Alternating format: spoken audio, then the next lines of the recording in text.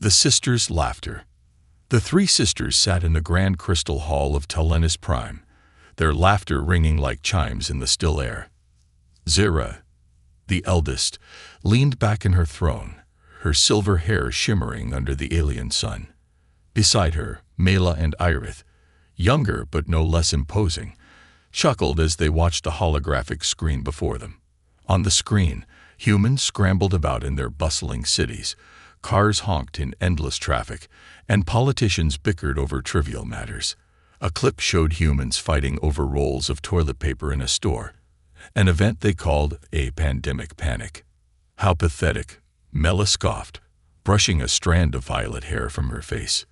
These creatures call themselves intelligent. Irith giggled, her bright green eyes sparkling with mischief. I've seen star beasts with more coordination than them. Even Zura, usually the more composed of the three, allowed a smirk to curve her lips. She leaned forward, her golden eyes narrowing at the screen. And yet, she said, her voice calm but laced with disdain, these primitive beings continue to survive. Against all odds, they cling to life like weeds. Mela rolled her eyes. Survive. That's not intelligence, Zyra. That's blind luck. Irith added, they couldn't last a day on Talenus Prime. One sandstorm would wipe them out. The sisters laughed again, their voices echoing through the hall. To them, humanity was a joke, a species barely worth noticing in the grand tapestry of the galaxy. But their laughter was cut short by the sudden arrival of a royal messenger. The hall's grand doors creaked open, and a figure in shimmering silver armor strode in. His face was stern, his movements precise. He bowed deeply before the sisters, his voice unwavering. Princesses, the king commands your presence in the throne room. Immediately. Zira frowned. Now, we are in the middle of entertainment. The messenger did not flinch. His Majesty says it is urgent. Mela groaned, slouching in her seat. Can't it wait? We were just getting to the part where they invented something ridiculous again. Perhaps another selfie stick. Irith teased, earning another round of giggles. But the messenger's grave expression silenced them.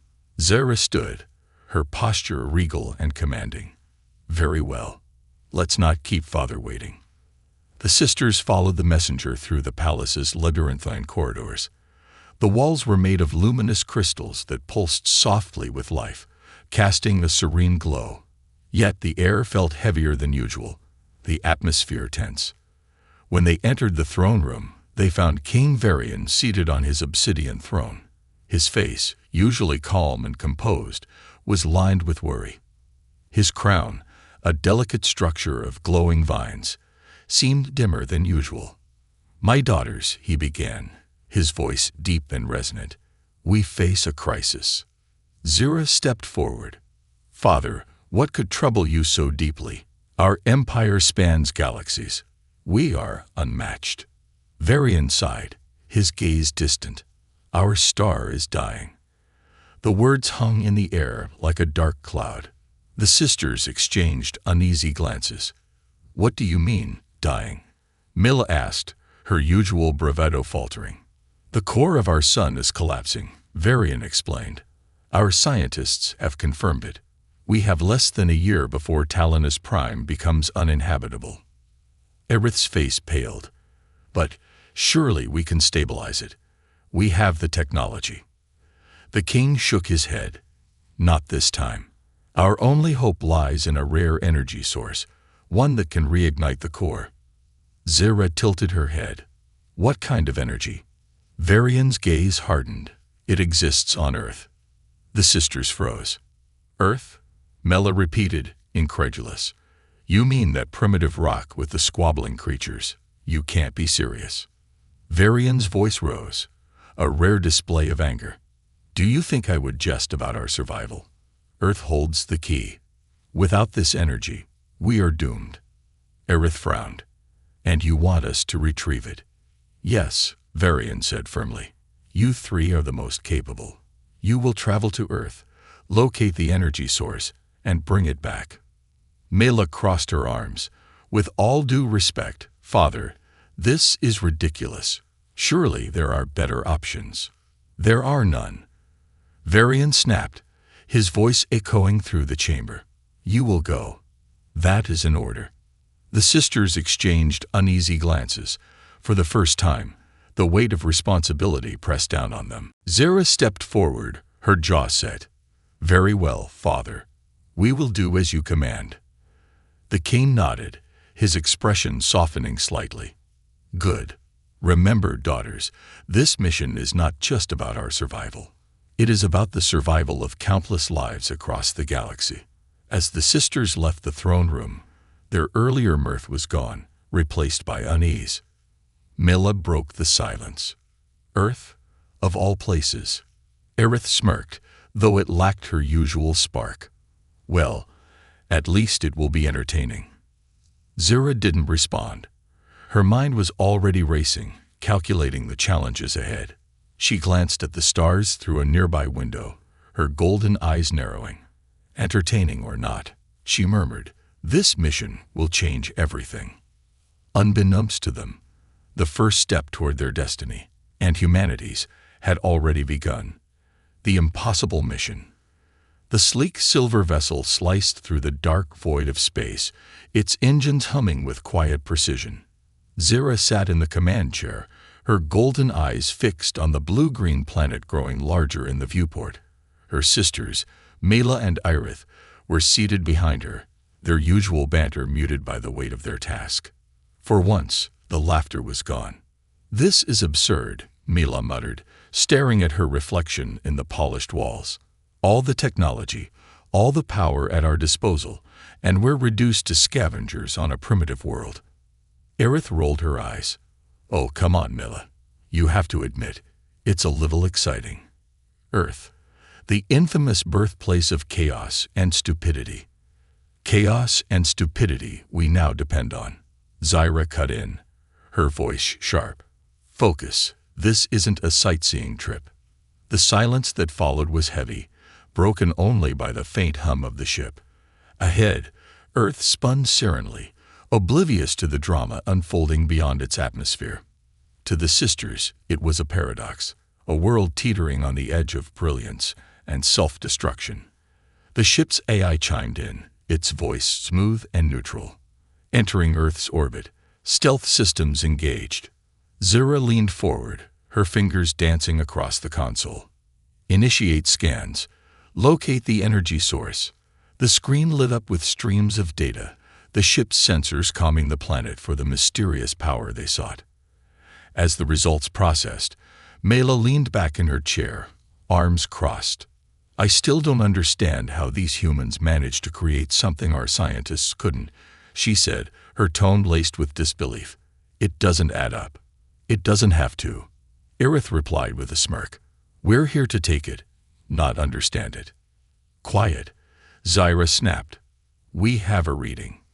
The screen displayed a pulsating signal emanating from a remote part of the planet, far from any major cities.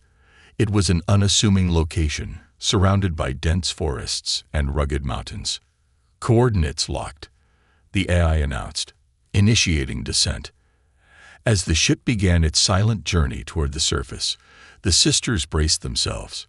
None of them voiced it, but the unease was palpable. This mission was unlike anything they had undertaken before. Earth was unpredictable, its people defying logic and expectation at every turn. The ship touched down in a clearing, its landing so precise and silent that not even the surrounding wildlife stirred. The sisters disembarked, their sleek armor gleaming under the dim light filtering through the trees. Zyra's gaze swept the area, her hand resting on the hilt of her energy blade. This is the location, she said, consulting the holographic map projected from her wrist. The energy source should be nearby. They moved cautiously, the dense foliage pressing in around them. The forest was alive with unfamiliar sounds, the rustle of leaves, the chirp of insects, the distant call of birds. To the sisters, it felt both alien and primitive, a reminder of how far removed their civilization was from this untamed world. Suddenly, Aerith stopped, holding up a hand. Do you hear that? The sisters froze, listening. At first, there was only the natural ambience of the forest. Then, faintly, came the sound of machinery, a rhythmic hum that seemed out of place in the wilderness. "This way," Zyra said, her voice low. They followed the sound, their steps silent and deliberate. As they approached a clearing, the source of the noise became clear. Nestled in the heart of the forest was a hidden facility, its metal walls gleaming dully under the sunlight. The design was crude compared to Talonus technology, but it was functional and purposeful. "How did we not detect this from orbit?" Mela whispered, her brow furrowed. "It's shielded," Zyra replied. "Primitive, but effective." Before they could decide their next move, the doors of the facility slid open with a soft hiss. The sisters tensed, their weapons at the ready. A figure stepped out, unarmed and unassuming. A human male in a lab coat, his glasses perched crookedly on his nose. He looked at them with neither fear nor surprise, as though he had been expecting their arrival. "Welcome," he said, his voice calm. "You're late." The sisters exchanged bewildered glances. Mila, always quick to speak her mind, stepped forward, her energy blade humming to life. "Who are you, and how do you know who we are?" The man raised his hands in a gesture of peace. "My name is Dr. Adrian Locke, and I know because I've been waiting for you." "Impossible," Zyra said, narrowing her eyes. "Your species barely knows we exist." Dr. Locke smiled faintly. "Oh, we know a lot more than you think. But this isn't the place for explanations. Come inside. You'll want to see what I've been working on." Mila scoffed. "And why should we trust you?" "You don't have to," Adrian said, turning back toward the facility. "But if you want the energy source, you'll follow me." Zyra hesitated, her instincts screaming caution, but the urgency of their mission outweighed the risk. She nodded to her sisters, and they followed the strange human into the facility, weapons still at the ready. As the doors closed behind them, sealing them inside, a chill ran down Zyra's spine. Something about this place, about this man, felt off. This, she thought grimly, is going to be far more complicated than we expected. The unexpected encounter. The facility was a labyrinth of narrow corridors, dimly lit by flickering overhead lights. The sisters followed Dr. Adrian Locke, their steps echoing faintly on the metallic floor. The human moved with surprising confidence, as though leading alien visitors was as ordinary as a morning routine. Mela's patience was wearing thin. "Are all humans this arrogant?" she muttered, her fingers twitching near the hilt of her energy blade. Irith smirked. "If they are, it's a wonder they haven't blown themselves up already." "Quiet," Zyra ordered, her sharp voice cutting through their whispers. Her golden eyes were fixed on Adrian's back, scanning his every movement. "This human is too calm. Stay alert." Adrian finally stopped in front of a large reinforced door. With a casual swipe of his ID badge, the locks hissed open. He stepped inside and gestured for them to follow. "Welcome," he said with a small smile, "to humanity's best-kept secret." The room was vast and circular, its walls lined with screens displaying streams of data and rotating holograms. In the center, a massive, pulsating orb of energy hovered in a containment field. Its light bathed the room in an eerie glow, shifting through colors that defied description. The sisters froze. This was it, the energy source they had been sent to find. "What is that?" Aerith asked, her voice barely a whisper. Adrian turned to face them, his expression both proud and weary. "We call it the core. It's a unique form of sentient energy we discovered deep beneath the Earth's crust. It's alive, intelligent, and incredibly powerful." Mila raised an eyebrow. "Sentient? Are you saying this thing can think?" Adrian nodded. "Think, feel, even communicate, but it's not like anything we've ever encountered. It's different." Zyra's gaze remained locked on the core. Its light seemed to pulse in time with her heartbeat, drawing her in. "And you've kept this hidden?" "For good reason," Adrian said. "If the world knew about the core, it would spark a race for control. Wars, destruction. It's what we humans do best, isn't it? Aerith snorted. At least he admits it. Adrian ignored the jab. I've been working with the core for years, trying to understand it. But now, it's in danger. And so is your mission. Mela's eyes narrowed. What are you talking about? We're here to take it. End of story. It's not that simple, Adrian said, his tone somber. He gestured toward the core. The core is bonded to Earth. If you remove it, the planet will destabilize. Earth will die. The room fell silent, the weight of his words pressing down on them. Zira broke the silence. We don't have a choice.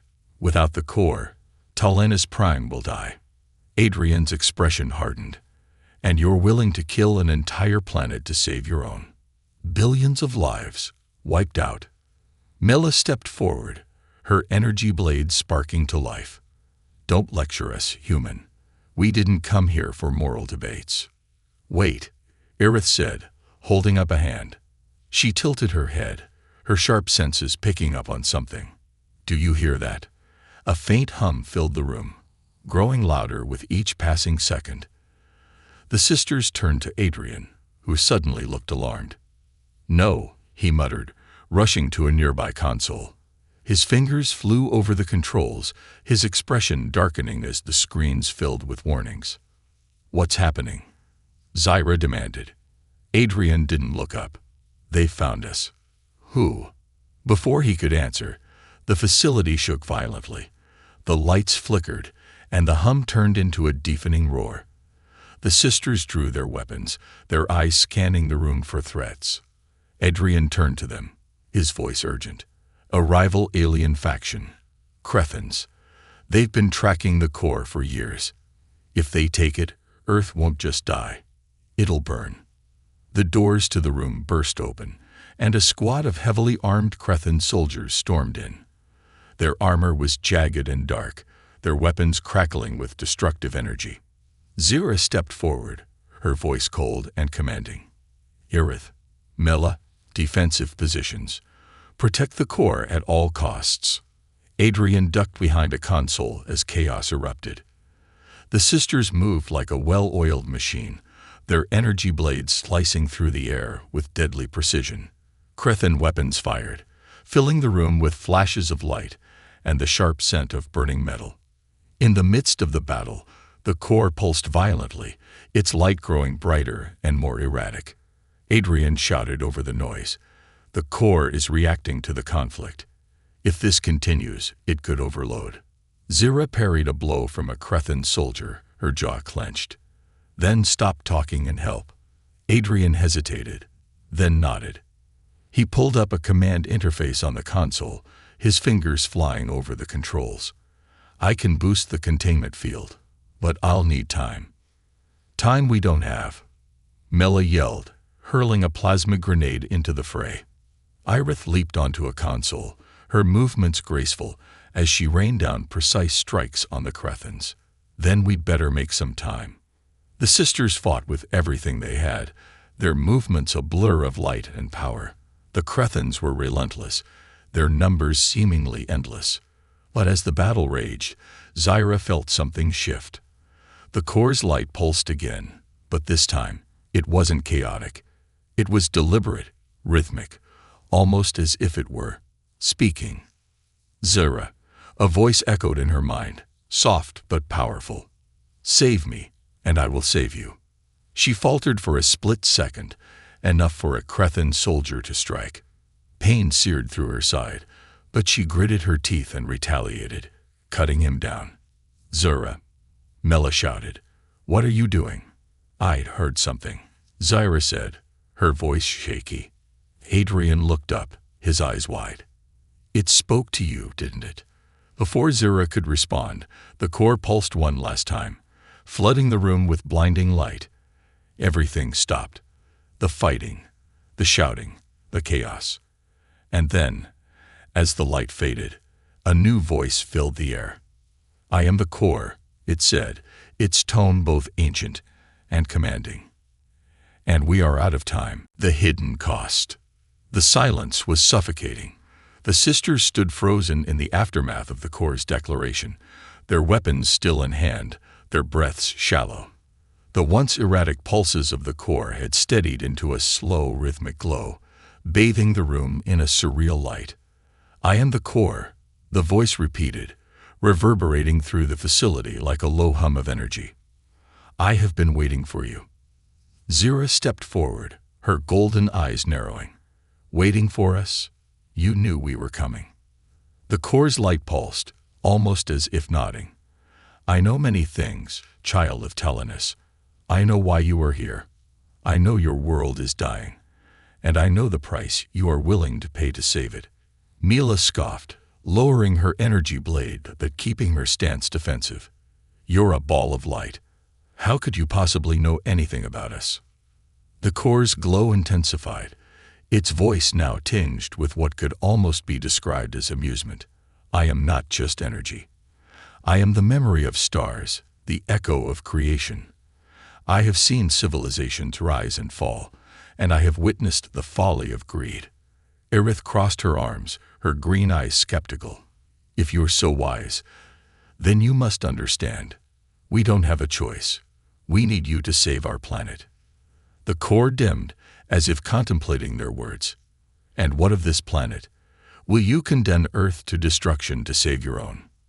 Zara's voice was firm. "If we don't take you, billions will die on Telenus Prime. We can't let that happen."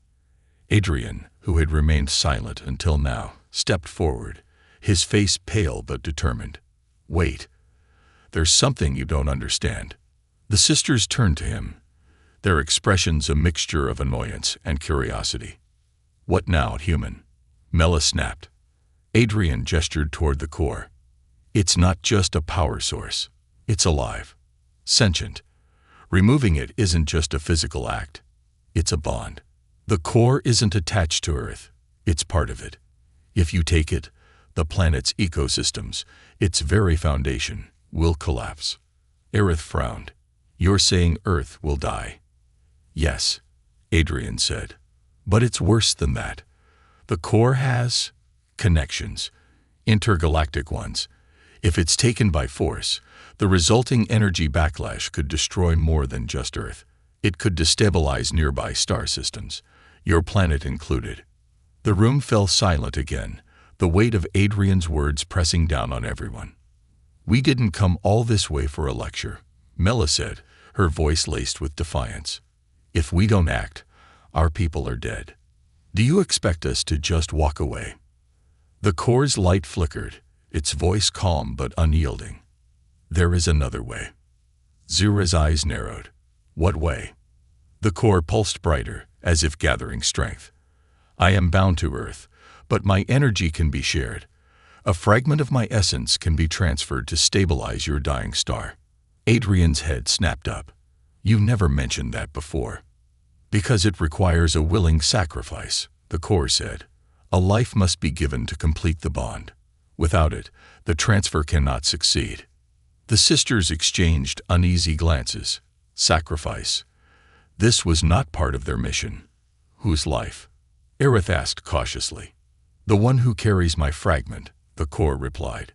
"They must remain connected to me, bound by the transfer.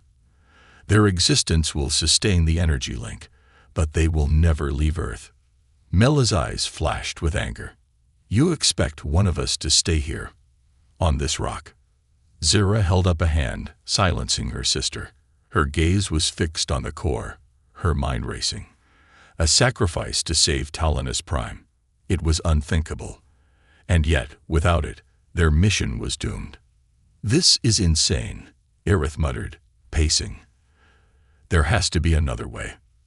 "There isn't," Adrian said, his voice firm. "The Corps doesn't lie. If it says a sacrifice is needed, then that's the truth." Mila glared at him. "Easy for you to say. It's not your life on the line." Adrian didn't flinch. "No, but it's my planet, and I won't let it die." Zira took a deep breath, her hand tightening on the hilt of her energy blade. If what the Corps says is true, then this mission has become more than just a rescue operation. It's a choice between two worlds, ours or theirs. The core pulsed again, its voice soft but resolute. The choice is yours, but choose wisely. The fate of both worlds depends on it. For the first time in their lives, the sisters felt truly uncertain. The weight of their mission had grown heavier, the lines between right and wrong blurred. And as the core's light continued to pulse, Zyra couldn't shake the feeling that their journey had only just begun. The rival force. The silence was shattered by a low guttural hum. Zyra's head snapped toward the entrance of the facility, her golden eyes narrowing. Mila and Aerith instinctively took defensive positions, their energy blades flaring to life. Adrian froze, his face draining of color. "They found us," he whispered, his voice barely audible. "Who?" Mela demanded, her weapon poised. "The Crethans," Adrian replied, his hands moving swiftly over the control console. "They've been hunting the core for decades. They'll destroy everything to claim it." As if on cue, a deafening explosion rocked the facility. The walls trembled, lights flickered, and dust rained down from the ceiling. Alarms blared, their shrill wails echoing through the corridors. "They're breaching the outer defenses," Adrian shouted. Zyra's jaw tightened as she turned to her sisters. "Aerith, secure the core. Mela, cover the scientist. I'll hold the entrance." Aerith darted toward the core, her green eyes scanning its pulsating form for any sign of instability. "It's reacting to the disturbance," she called out. "If this keeps up, the containment field will collapse. Then stabilize it." Zyra snapped, already sprinting toward the main entrance. The reinforced doors groaned under the force of another explosion. Zyra reached the control panel and activated the facility's remaining defenses. Energy turrets descended from the ceiling, humming as they powered up. Mela dragged Adrian behind a console, her blade ready. "I hope your best-kept secret includes a way to keep us alive, human." Adrian gritted his teeth. "I'm working on it." The doors burst open with a deafening crash, revealing the invaders. The Crethans were monstrous, taller than the sisters, with jagged armor that shimmered like oil under the dim lights. Their eyes glowed an unnatural red, and their weapons crackled with volatile energy. The first wave charged in, their guttural war cries echoing through the facility. Zyra didn't hesitate. She surged forward, her energy blade slicing through the air in a blur of light. The first Crethan fell, its armor sparking as it crumpled to the floor. "Stay behind me," she yelled, her movements precise and lethal. Mela joined her, her blade spinning as she intercepted a flanking Crethan. "You're not hogging all the glory, sister." The Crethans pressed forward, their sheer numbers overwhelming the facility's defenses. The energy turrets fired relentlessly, but for every invader they struck down, 2 more took its place. Adrian worked furiously at the console, his fingers flying across the controls. "I can reroute power to the containment field, but it'll leave the rest of the facility exposed." "Do it," Zyra commanded, parrying a blow from a Crethan axe. "We can't lose the core." As the lights dimmed, the core's glow intensified, bathing the room in an otherworldly radiance. Aerith stood before it, her hands hovering over its control interface. "It's trying to communicate," she shouted, her voice strained. "But it's confused. It doesn't understand the violence." Mila dispatched another Crethan, her movements fueled by adrenaline. "Tell it this is how humans, and apparently Crethans, solve their problems." A sudden surge of energy rippled through the room, knocking everyone off balance. The core's voice echoed in their minds, clear and commanding. "Enough." The Crethans faltered, their advance slowing. Even Zyra and her sisters paused, their weapons still raised. The core's glow intensified, its light piercing through the chaos. "I will not be claimed. I will not be destroyed. I will decide." The Crethans roared in defiance, surging forward once more. Zyra clenched her jaw. "So much for divine intervention." Adrian shouted, "The core can't hold them off alone. We have to push them back. The sisters fought with renewed ferocity, their movements a blur of precision and power.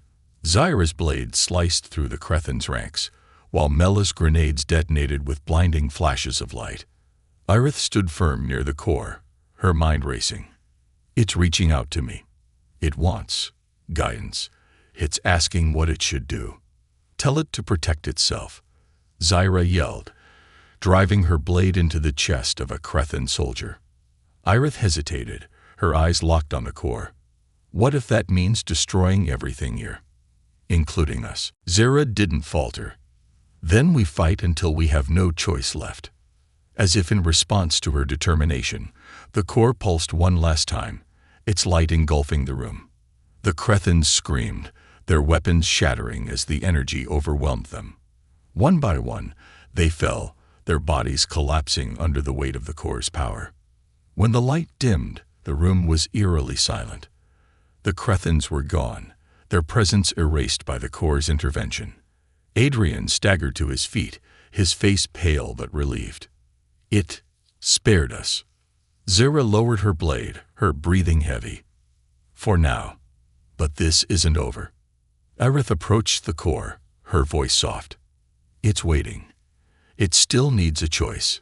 The sisters exchanged a glance, the weight of their mission settling over them once more. They had survived the Crethans, but the hardest decision was yet to come. And the core wasn't going to wait forever. Humanity's true strength. The facility was a ruin.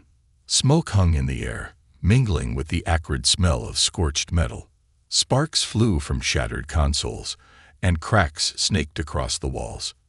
Yet at the center of it all, the core still hovered, pulsing with a steady otherworldly rhythm. Zyra stood with her energy blade drawn, her armor dented and scorched from the battle.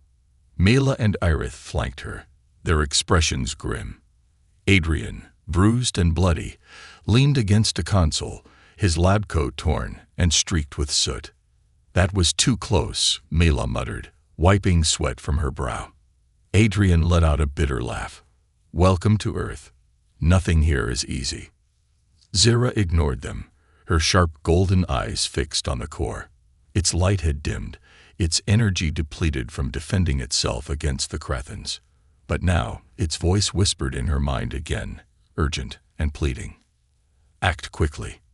Another storm approaches. Zyra turned to Adrian. How long until they return? He shook his head. The Crethans won't give up that easily. They'll regroup and come back with reinforcements. An hour, maybe less. Mela groaned. Great, because fighting a small army once wasn't enough. Irith approached the core, her green eyes narrowed. It's not just the Crethans. The core is unraveling. It doesn't have the strength to hold itself together much longer. Zyra clenched her fists. We need a solution now. Can we stabilize it? Adrian hesitated, his gaze darting to the flickering screens. Maybe. But it'll take more power than this facility has left. And even if we stabilize it, we still have the same problem. Removing it will destroy Earth. For a moment, the only sound was the faint hum of the core. Then we don't remove it, a voice said quietly. Everyone turned to look at Irith. What did you say? Mela asked, frowning. We don't remove it, Irith repeated, stepping closer to the core. We can't. If we do, we kill this planet. We kill them. Mela threw up her hands. And what about Talenus Prime? We let our people die instead. There has to be another way, Irith insisted, her voice rising. This thing is alive. It's powerful. Maybe it can stabilize both planets. Adrian shook his head. It's not that simple. The core's bond to Earth is deep. If we try to split its energy, it could fail completely. Zyra's jaw tightened. But if we do nothing, everyone loses. Adrian hesitated, then looked at the sisters.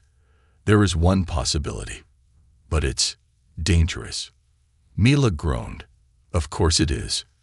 Adrian tapped a flickering screen, bringing up a holographic diagram. If we can enhance the core's containment field using a shared neural interface, one that connects it to both Earth and Talanus Prime, it might stabilize itself across both worlds. Neural interface? Aerith asked. You mean, link its mind with ours? Adrian nodded. Exactly. It would share its consciousness with you, and you'd guide it. But there's a catch. If the connection fails, the core could collapse entirely. And you with it. The room fell silent. Zira stepped forward. I'll do it. No, Mela said, her voice firm. If anyone's doing this, it's me. Aerith shook her head. We'll do it together, all three of us. That way the core doesn't rely on just one mind. We've always been stronger as a unit. Adrian hesitated, then nodded. That might work, but you'll need to focus. The core's mind is vast, more than anything you've encountered. If you lose control, we won't, Zyra said, her tone final. Adrian quickly adjusted the controls, his hands shaking. The interface is ready. Just step onto the platform beneath the core. The sisters moved as one, their steps purposeful despite the weight of what they were about to do. They stood together beneath the core, its light washing over them.